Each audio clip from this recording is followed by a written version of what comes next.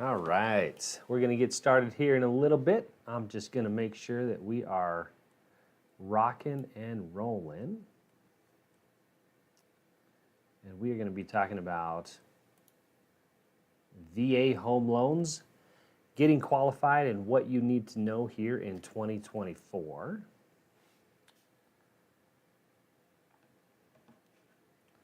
We'll get started in just a second here.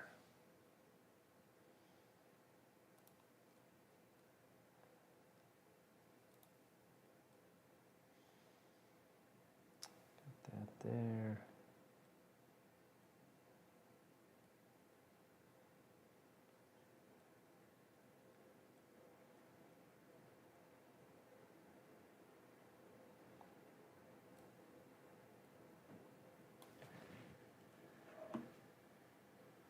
Let's pull this up here.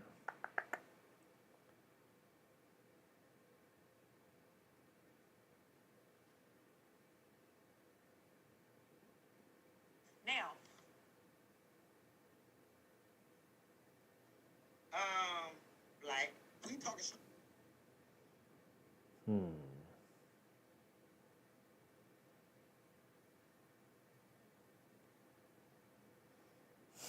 All right, here we go. Let's go ahead and get started here. So we're talking about VA home loans and what you need to know in 2024. So let's go ahead and pull this up here.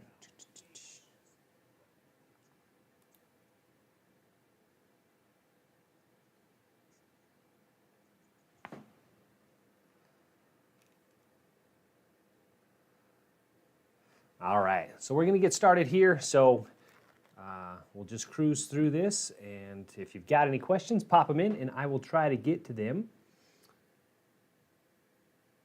So let's go ahead and get started. So these are all updated to 2024, so current guidelines and rules and what we're looking at here for VA loans in 2024. So credit score requirement. So there's a lot of information out there when it comes to VA home loans. What is the credit score requirement? Some lenders require a specific credit score, some do not. What's the deal there and what's going on? So let's talk about that. So there's two different ways that you can underwrite loans. So you can have AUS approval or you can do a manual underwrite. As loan officers, as lenders, we have these systems that we take your application, we take all of your information, and we run it through this system, and that's called AUS, Automated Underwriting System. And if your file, as we have it set up, gets approved through that system, then we don't really need to do anything else. Underwriters, everybody looking at the loan, we're going to underwrite and do your loan based on the findings of that AUS, so that Automated Underwriting System. In order to qualify for that, typically we're going to need a specific credit score, so we're going to need at least a 620 and up. But there's other ways that we can do the loan, and that's a manual underwrite. So what this means is that we're just actually going to have to take the entire file, and we're going to have to actually look at everything in it and compare it to the VA handbook guidelines. So it's more work, but it's a little bit more loose on the requirements. So we don't have any minimum credit score requirement if we're doing a manual underwrite.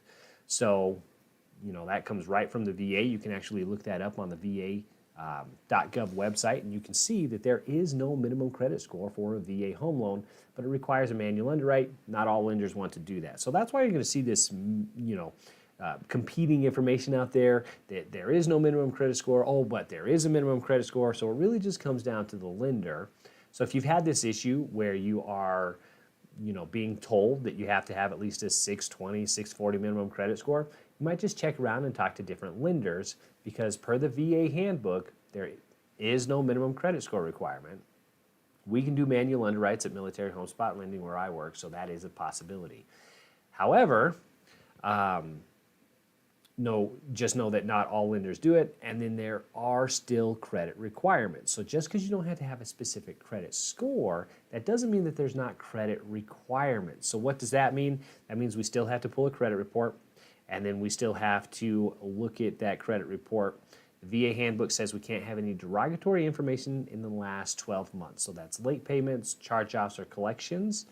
in the last 12 months. Okay, so there are still credit requirements for a VA home loan, but there is no minimum credit score requirement. So that's pretty cool. Next, we're going to be looking at qualifications. So what do you need to qualify for a home loan? So really, this is pretty much standard on all loans. You're going to want 2 years of work history, 2 years of rental history, and specifically for a VA home loan, you're going to need to have your COE.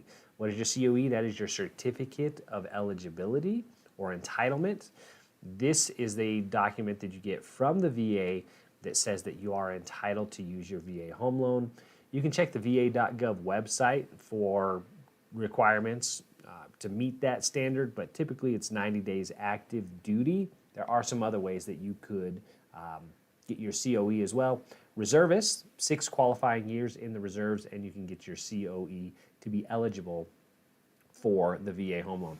Now, when it comes to work history, typically 2 years in the same field, and it really is important when you are self-employed. So if you're self-employed, we need to have 2 years of tax returns of you owning and operating that business, filing taxes for that business, running that business for 2 complete years in order to use self-employment as income. Now, if you work in a certain field, let's say you're an electrician, for example, and you've bounced around from company to company, maybe you worked at 2 or 3 different companies over the last 2 years. That's fine. It's all in the same industry and field, so we can count that. A couple things that usually get us caught up when it comes to work history. If you worked as an electrician for a company for 10 years, then you started your own company, same 2 years minimum required for owning that business. Now, we can go the other way, though. If you owned a business for 10 years and then you started working for a company as a W-2 employee, we can start counting that income sooner than the 2 years requirement for switching. So just that sticky point, it's really tough when you own your own business. We just need that history, 2 years of you filing taxes to show that, give us a good idea of what your income is going to be like. Borrowers, who can be on the loan? So when it comes to a VA home loan, they're a little bit more strict than some other programs. So the VA is limited to veterans and active duty. So you have to have your COE, like I talked about. It could be 2 people with a COE. So if you've got 2 veterans that are not married, they can split entitlement, or you just use one person's entitlement and they can be on the loan together. Or you can be the veteran and their legally married spouse. But if you're just dating or friends with somebody and you want to buy a house with them, you can't be both on the loan. Only the veteran can be on the loan, or the service member with their COE can be on the loan if that other person does not have it. So that's a little sticky point there. So home type, what types of homes are eligible for the VA home loan? You can do 1 to 4 units. So it could be multi-unit homes up to 4 unit. Manufactured has to be at least a double wide. Manufactured modular homes qualify though. Condos and townhomes, and it must be the primary residence. So at the time of purchasing the home, you have to indicate that you will be moving into it. It will be your primary residence. You can't just flat out buy it as an investment property right up front. It does have to be your primary residence, but there are ways that you can get investment properties. I'll talk about that a little bit later. And as far as the 1 to 4 unit, when you purchase that, you will have to be living in one of the units, but you could rent out the other 3 units. Okay? What is the loan limit? How much can you borrow? So this really varies county to county. There are county loan limits on most products. We're looking at FHA or conventional home loans. You're going to be capped at a certain amount that you can borrow, and that's the county loan limit. So in order to find that, you could just look up whatever county you're located in or where you're looking to purchase, and just look up that area county loan limit. Really kind of depends on, the average home price, and it updates every year. And what I've seen is it just keeps steadily increasing over time.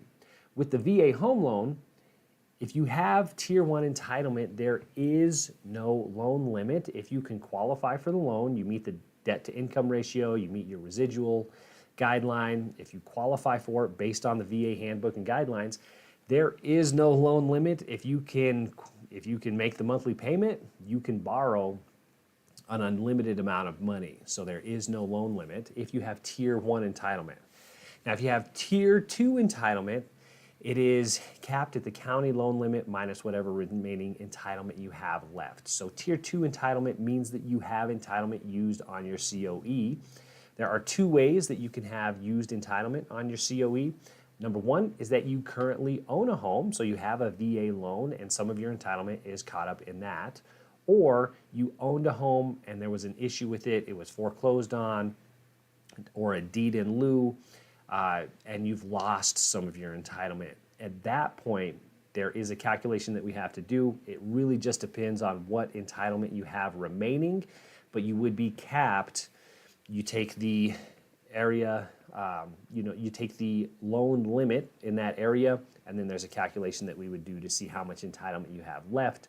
And that would all just be for 100% financing. See, that's one of the benefits of the VA home loan is that you can do 100% financing. So it can get a little bit technical there.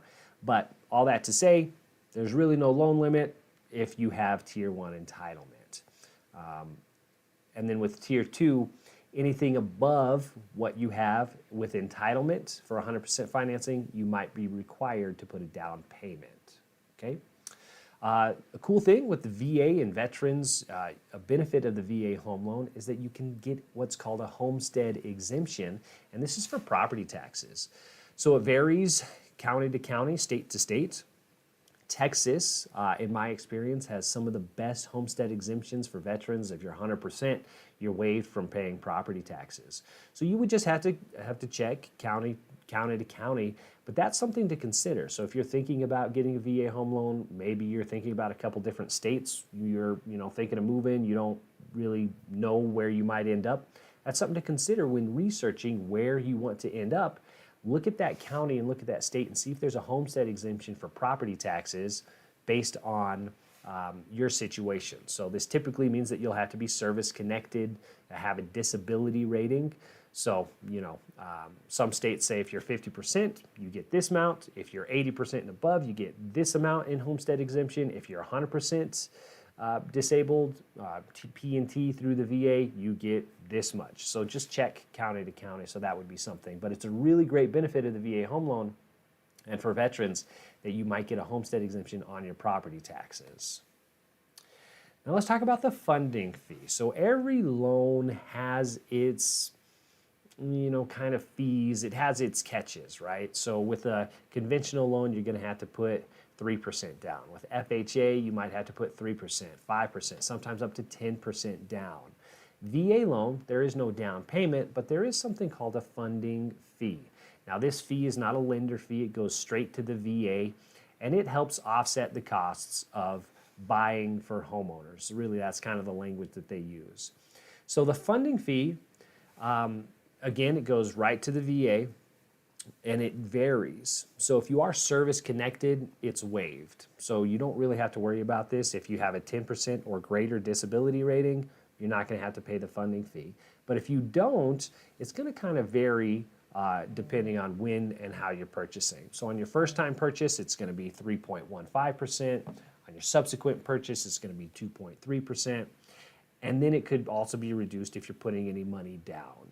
Now that can be financed, so that's the nice thing about the funding fee is that it can be rolled into the loan and it's just added to that loan amount.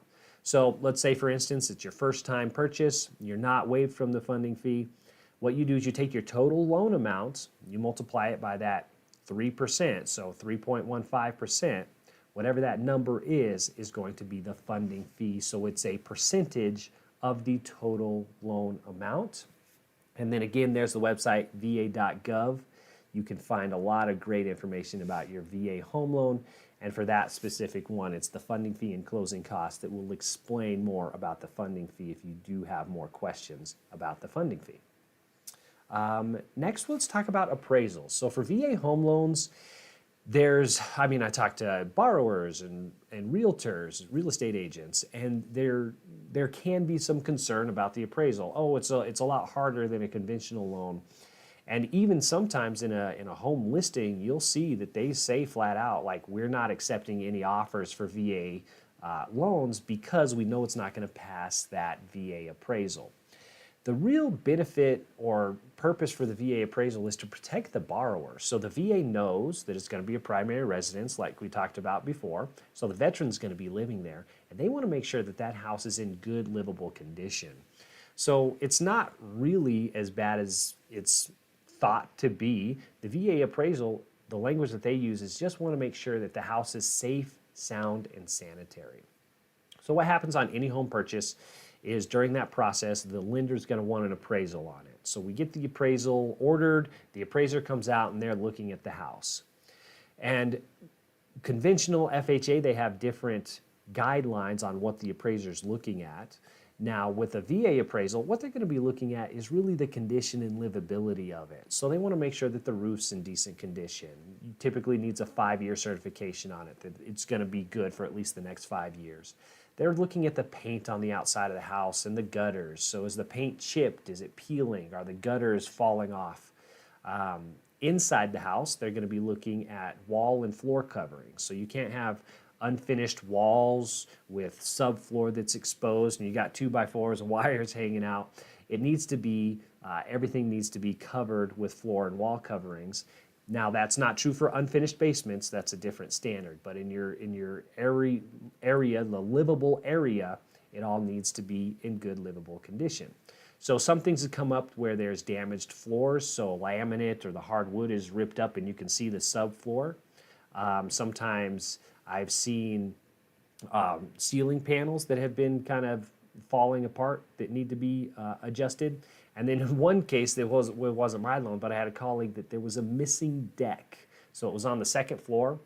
You open up the door, there's no deck, you would just fall out. Now, there's a couple different things that you can do to solve that. I mean, chipped paint, you just got to paint over it, scrape it up, make it look nice, paint over it. Gutters just need to be refastened to the house. And then in this instance with the deck, we were able to get around it just by boarding up that door and making it so you couldn't open that door anymore. So you didn't have to get a full new deck on it. So what happens then, the appraiser comes out, they look at the house, they say, okay, either pass or fail. If you fail, they say, here's what was the issue, go ahead and fix that, and then I'll come back out.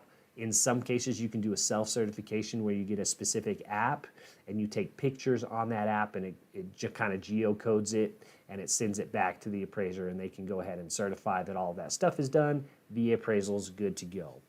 So in my opinion, I like that aspect of it because the VA appraisal is really benefiting the borrower, right? So they're protecting the buyer. You, in this case, you want to make sure that the house is in good, safe, livable condition. So don't be scared of it. The VA appraisal's really not that bad. And it's a lot of times we can look at that stuff and see, based on experience, if we think we're going to be okay, depending on what's going on there. So that's kind of the overview of your VA home loan. Let's kind of cruise through it again here, and I'll give you some final thoughts here and just some tips and information that I didn't cover in the other topics there. So the VA home loan benefit, it can be used as many times as you want. As much times or as many times as you want to buy and sell a home, you can do that. So there is no limit on how many times you can use it. Just remember that funding fee applies every time. If you are waived from it, then you don't have to worry about that funding fee. You're waived for life. If you have that disability rating, you won't ever have to worry about the funding fee. You can refinance a VA loan with another product. So this is really kind of what I wanted to talk about with this is how people can turn their homes into investment properties. So what you can do is you can buy a VA or a loan with your VA entitlement, so you don't have to put any money down, so you can get into the home a lot cheaper. You live there. There are requirements on how long you have to live there. Typically, it's around 12 months. So you live in the house for 12 months. Then you refinance it with a conventional loan or an FHA loan, a different type of loan. So then you get entitlement restored. So now you have 100% entitlement again. Now you can buy a new property, 100% financing, move into that one. And then the one that you used to live in, you can keep that as an investment property. Now, you don't necessarily have to refinance it with a different loan, but that's something to think about.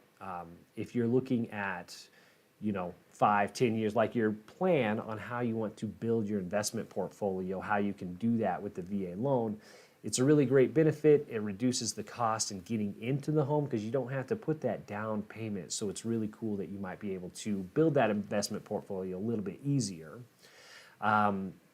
Restored entitlement, like I talked about, as far as the underwriting guidelines, they're a lot more flexible and forgiving. So if you've got some old credit stuff, as long as we meet that 12-month standard, you can, get into a home even if you've got some hiccups on that credit report a lot sooner than you would be able to for other products. Conventional loans, 620 across the board. FHA, you can go down to 500 credit score, but you're going to have 10% down. So, that's the benefit there. And then again, 100% financing, no down payment required. There are still closing costs, so that's kind of a misconception out there that there's no money required. There are still going to be closing costs when you're looking at purchasing a home using your VA benefit. So you can look at it, you've got two different categories of costs when it comes to your home loan. You've got your down payment, and then you've got your closing costs. So the down payment is just simply the requirement to use whatever loan product you're looking at. So conventional FHA, 3% up to 10%. VA loan, there is no down payment, right? But you've got that other bucket of closing costs. Now, closing costs are going to be lender fees, so processing and underwriting. Then you're also going to have the appraisal fee. You'll have any other fees like county, state recording fees. Then you're also going to have your escrow account. This is your property taxes and homeowners insurance. Escrow account is just a fancy way of saying it's a bank account that holds your money that is earmarked for something in the future. So your escrow account is held by your lender, and as part of your mortgage payment, a percentage of that or a portion of that goes into this escrow account, and it's going to pay for your property taxes and your homeowners insurance. Now, at the time of closing on a home, you have to pay those costs up front or build that account for those property taxes. It depends on when property taxes are due. Some are due in December, some are due in January, some are due in February and then June, so they split them up. So it depends on what state you're looking to purchase in, when those property taxes are going to be due. So what we do is we set up that account to collect those property taxes, okay? So we set up that collect those property tax. Sorry, my computer's beeping here. So we've got that escrow account. So that's part of the closing costs, and we have to collect some of that, portion of that money at time of closing. So it depends on when property taxes are due. Your homeowner's insurance premium is going to have to paid up front all at once. So we've got 12 months of homeowner's insurance premium that needs to be paid at time of closing. So closing costs can kind of add up. So that's what I wanted to mention there. So there's no down payment, but there are still closing costs. Now, what we can do in some cases to reduce that or lower the closing costs is we can ask for seller concession or credit. So we can ask the seller of the home to pay those closing costs. Depending on the market, we are able to get concessions sometimes.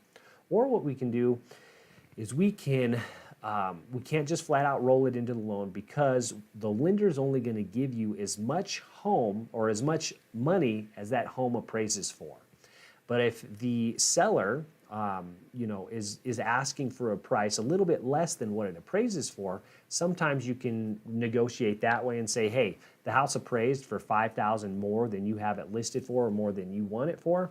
So how about I offer you more money for the home, but I want that money back to help cover my closing costs. So I know that can get kind of complicated, but there are sometimes some ways that we can even reduce the closing costs if we can get seller concessions or if the house is appraised for more than what it's on the market for, then we might be able to get some money that way. So there you go. That is a little bit about the VA home loan. Again, it's just like any other product. First thing you're going to want to do is fill out the application. We're going to need 2 years of work history, 2 years of rental history. We're going to need to pull a credit report. Credit score isn't that important when it comes with the VA home loan, but we will need 12 months without any derogatory information on the credit report. So no late payments, no charge-offs, no collections in the last 12 months, but the score, the number itself, is irrelevant to whether we can qualify or not. So credit score does not matter. Has to be a primary residence, so you will need to be living in the home. We can do 1 to 4 units. We can do manufactured or modular. Has to be a double wide or larger. Condos, townhomes. And then as far as who can be on the loan, it can be the veteran and another veteran or service member. I use that term interchangeably, but 2 people with their COE can buy a home together and be on the loan together. And then a veteran or service member and their legally married spouse can be on the loan together. Now, if you're dating somebody or married, you don't have to have them on the loan. You can leave them off the loan. Unless you're in a community property state, we would have to get at least their liabilities. So there you go. That is more about the VA home loan. I hope that was helpful. If you want more information about VA home loans, again, my name is Drew. You can check out the channel here to find more information and more stuff. And be sure to like and subscribe for more information about VA home loans. I'll see you in the next one.